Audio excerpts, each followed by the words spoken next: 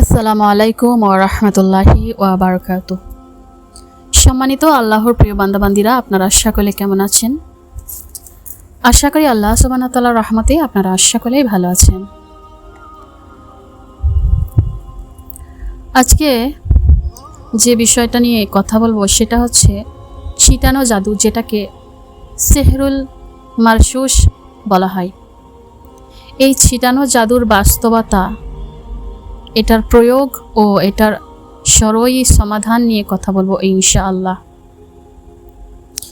যেটা অনেক সময় অদৃশ্য থাকে কিন্তু প্রভাব অত্যন্ত ভয়ঙ্কর। এটা হচ্ছে ছিটানো জাদু, আরবি পরিভাষায় যাকে বলে সিহরুল মারশুশ। ছিটানো জাদু আসলে কি? যে সকল জাদু ছিটানো, স্প্রে করা বা ছড়িয়ে দেওয়ার মাধ্যমে প্রয়োগ করা হয় সেগুলোই মূলত সিহরুল মারশুশ।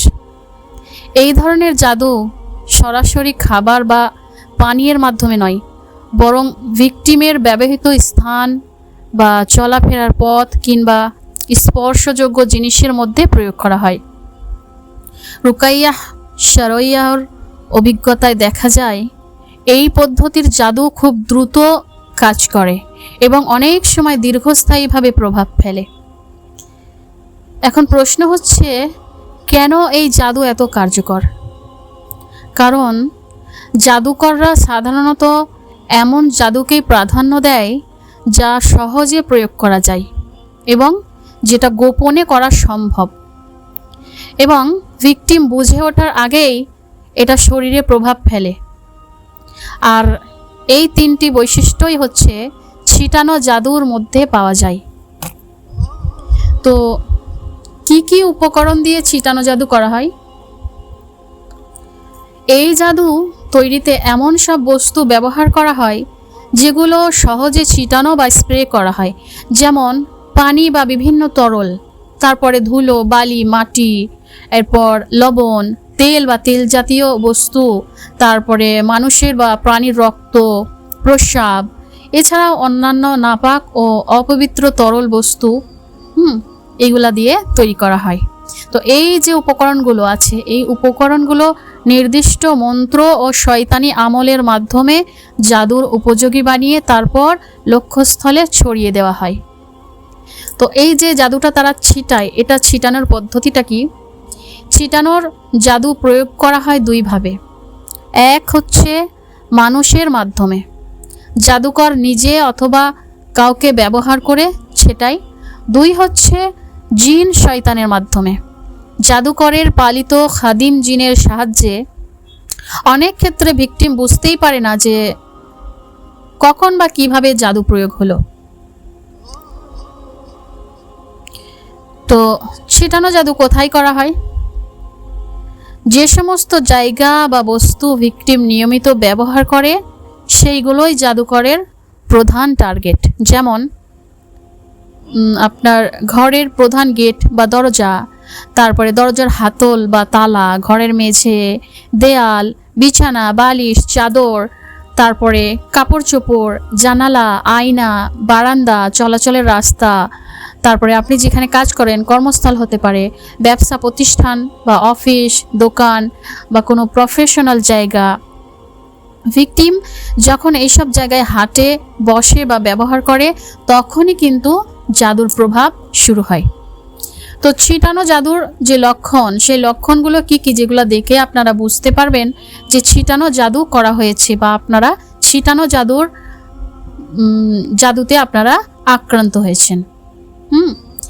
তো এই জাদুতে আক্রান্ত ব্যক্তির মধ্যে সাধারণত যে লক্ষণগুলো দেখা যায় সেগুলো হচ্ছে শরীরে জ্বালা পোড়া, বিশেষ করে হাত ও পায়ে,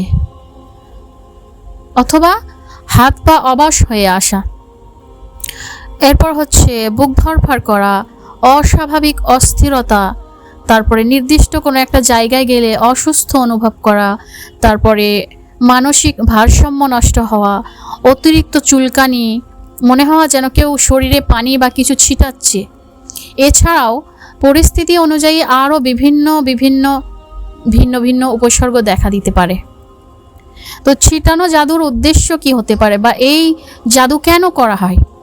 এই জাদু সাধারণত করা হয় স্বামী স্ত্রীর মাঝে বিচ্ছেদ ঘটাতে বা কাউকে মানসিকভাবে পাগল করে দিতে বা শরীর প্যারালাইজ করে ফেলতে, সম্পদ বা ব্যবসা দখলের জন্য, কাউকে গুরুতরভাবে অসুস্থ বানানোর জন্যে, অথবা প্রতিষ্ঠান বা ক্যারিয়ার কারোর ধ্বংস করতে, এমনকি কাউকে হত্যা করার উদ্দেশ্যেও এটা কিন্তু করা হয়ে থাকে। তো এই ছিটানো জাদু যে নষ্ট করার সরয়ী পদ্ধতি বা রুকাইয়া বা কোরআনিক যে চিকিৎসা, সেটা কি, এখন আমরা সেটাই জানবো ইনশাআল্লাহ। তো এই ছিটানো জাদু নষ্ট করার যে কিছু উপকরণ থাকে, যে প্রয়োজনীয় উপকরণগুলো, সেগুলো হচ্ছে 5 থেকে 10 লিটার পরিষ্কার পানি, 5 থেকে 10 ফোঁটা গোলাপ পানি, পরিমাণ মতো লবণ, এগুলা সব কিছু একসঙ্গে মিক্স করে নিতে হবে।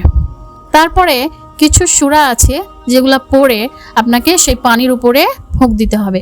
সেটা হচ্ছে সূরা ফাতিহা 7 বার, সূরা বাকারা 1 বার, সূরা তহা 1 বার, সূরা সফফাত 1 বার, সূরা জিন 1 বার, সূরা কাফিরুন 3 বার, সূরা ইখলাস 3 বার, সূরা ফালাক 3 বার, সূরা নাস 3 বার। বিশেষভাবে জাদু নষ্টকারী আয়াতগুলো, যেমন আপনার সূরা আরাফের 117 থেকে 122 নম্বর, সূরা ইউনুসের 81 ও 82 নম্বর এবং সূরা তহার 69 নম্বর, এই আয়াতগুলো বারবার মনোযোগ সহকারে তেলাওয়াত করে ওই পানিতে ফুঁক দিতে হবে। এবার এই পানিটা ব্যবহারের নিয়ম কি? এই পানিটা ব্যবহারের নিয়ম হচ্ছে, যেসব জায়গায় জাদু ছিটানোর সম্ভাবনা আছে সেখানে এই পানি স্প্রে করে ছিটিয়ে দিতে হবে। সকাল অথবা সন্ধ্যা অথবা অন্তত দিনে একবার স্প্রে করার সময় আপনাকে সূরা ফালাক ও নাস পড়তে পড়তে যদি দেন তাহলে আরও বেশি উত্তম হবে। তো স্প্রে করার সময় এগুলো পড়বেন, দিনে অন্তত একবারও ছিটাবেন, স্প্রে করবেন। আর যদি পানি কমে যায় তাহলে নতুন পানি আবার আপনি তার সঙ্গে মিক্স করতে পারবেন। তবে পুরো পানি শেষ হলে আপনাকে নতুন করে তিলাওয়াত করে আবার এই পানিটা ব্যবহার করতে হবে। তো এই পানিটা যতদিন না পর্যন্ত আপনার জাদুর প্রভাবটা পুরাপুরি শেষ হয় ততদিন পর্যন্ত আপনাকে এই আমলটা চালিয়ে যেতে হবে। তবে একটা গুরুত্বপূর্ণ পরামর্শ হচ্ছে যে যদি সমস্যা খুব বেশি জটিল হয় বা দীর্ঘদিনের হয় তাহলে অভিজ্ঞ ও বিশ্বস্ত সরয়ী রাকির শরণাপন্ন হওয়াটাই উত্তম। আপনাদের যদি মনে হয় যে আপনারা নিজেরা এটা করতে পারবেন না, তাহলে যে সমস্ত সরয়ী রাকি আছে যারা কোরআন মাজিদের আয়াত দিয়ে চিকিৎসা করে, যারা কোরআন হাদিসের আলোকে আপনাকে রুকাইয়া করবে, সেরকম রাকির কাছে গিয়ে আপনারা চিকিৎসা গ্রহণ করবেন ইনশাআল্লাহ। কিন্তু কোনো ভণ্ড, তান্ত্রিক, কবিরাজ, কোনো জিন হুজুর এইসব মানুষের সঙ্গে কখনো যোগাযোগ করবেন না। এদের কাছে গেলে আপনার ঈমান ধ্বংস হবে, টাকা পয়সা ধ্বংস হবে এবং আপনার জটিলতা সমস্যা আরও বেশি বৃদ্ধি পাবে। এজন্য এই সমস্ত জিন হুজুর ভণ্ড মানুষের থেকে অবশ্যই সাবধানতা অবলম্বন করতে হবে। তো এই আসল রাকি বা সরয়ী রাকি এবং জিন হুজুর এই দুইটার মধ্যে পার্থক্য আছে। তো এই বিষয় নিয়ে অন্য একটি ভিডিওতে আমি অবশ্যই আলোচনা করব। আপনারা অবশ্যই গুরুত্বপূর্ণভাবে মনোযোগ দিয়ে আপনারা ভিডিওগুলো দেখার চেষ্টা করবেন, যাতে করে আপনার এই সমস্ত বিষয়ে আপনারা ভালোভাবে জানতে ও বুঝতে পারেন এবং সাবধানতা অবলম্বন করতে পারেন। তো যারা ভিডিওটা দেখছেন অবশ্যই আপনারা নিজেদের পরিচিত মানুষদের সঙ্গে ভিডিওটা শেয়ার করবেন এবং ইউটিউব থেকে দেখলে চ্যানেলটা সাবস্ক্রাইব করবেন এবং যদি ফেসবুক থেকে দেখেন অবশ্যই আমার পেজটা ফলো করে রাখবেন, যাতে করে পরবর্তী ভিডিওগুলো আপলোড দেওয়ার সময় আপনারা এইগুলো সব দেখতে পারেন। তো ভিডিওটা বেশি বেশি শেয়ার করুন। সবাই ভালো থাকবেন ইনশাআল্লাহ। জাযাকুমুল্লাহ খাইর, বারাকাল্লাহু ফিকুম।